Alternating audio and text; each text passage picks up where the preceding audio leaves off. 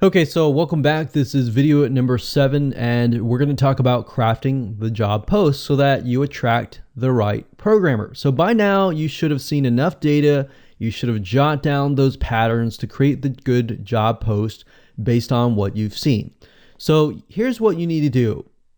In addition to what you jotted down, you might want to reverse that and say, I'm looking for somebody who, does this or do that. Some of those traits are just for you, for what you need to look for in a person.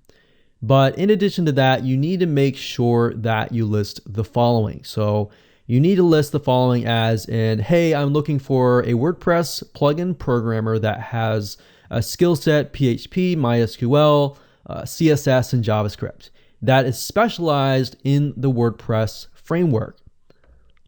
Project description. Obviously, you can make a video if you want. In fact, I highly recommend that you make a video explaining what you need, or you can put in the job description, you can say, hey, I need a program that does this. And to protect that information, I would not put any information that is linking to your wireframe, to your project specifications, or anything like that. You can kind of give a general overview, but say you need to apply, and then I'll send you that information. All right, because you got to realize that job posts are public. Just like we saw earlier, everybody can see your job post. So if somebody wants to steal your idea, they can come along and look at your job description, your project description. And then list and say, you're required to take a personality test, because I want to make sure that this is something that you're going to enjoy. You can say it in a positive way. You don't have to tell them specific reasons. You can ask them why they are interested in the job. You can say, I want to know why you're interested in this job. Some people might say, I need more money. That's great. But then some people might say something like, oh, I'm super excited. This is something that I wanted to do, blah, blah, blah. And those are the type of people that you want. Remember, think about passion over mundane skill set. If they're excited about it, that's a good sign. Make sure they know that they need to sign an NDA. So you might want to get them to sign the NDA before you even show them the wireframe, the mind map, the project specifications, and all of that. You also need to tell them up front that you will only pay when the work is done. No half paying, no third pay up front, none of that or anything else. You can say, if you're new to this and you've never used Upwork before, you might want to start with some, smaller projects, smaller freelance projects first, so that you can build up your reputation. But you can say, I will put the money in escrow, and when the work is done, like phase 1, I will give you the money. So you got to realize that some programmers out there, they've been screwed as well. It's not just about you being screwed. Programmers out there have been screwed before as well. So that's why I said you might want to split the phases up, so that if the WordPress plugin maybe takes about a month, you might want to say, well, if you complete phase 1, which is kind of the structure, and you can show it to me and it works, then I'll give you like a third of the money or something. And then only then, once it's actually completed, then I'm actually going to give you 100%, kind of thing. So you got to realize it's got to be a win-win situation for the programmer and you.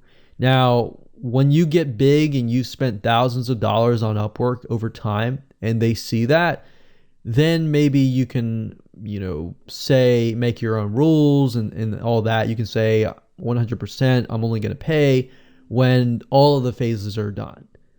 But that said, you got to make it motivating for the programmer, because you want them to do a good job and you want them ultimately to work for you long term. So it's got to be a win-win situation. And you also want to mention that all code must be original. Now, on top of that, here are some little tips and tests that I do. Normally, I record a video like this. I take a video via Camtasia, and then I test detail. And here's what I mean. First off, if you do a video, then somebody has to watch through your whole video.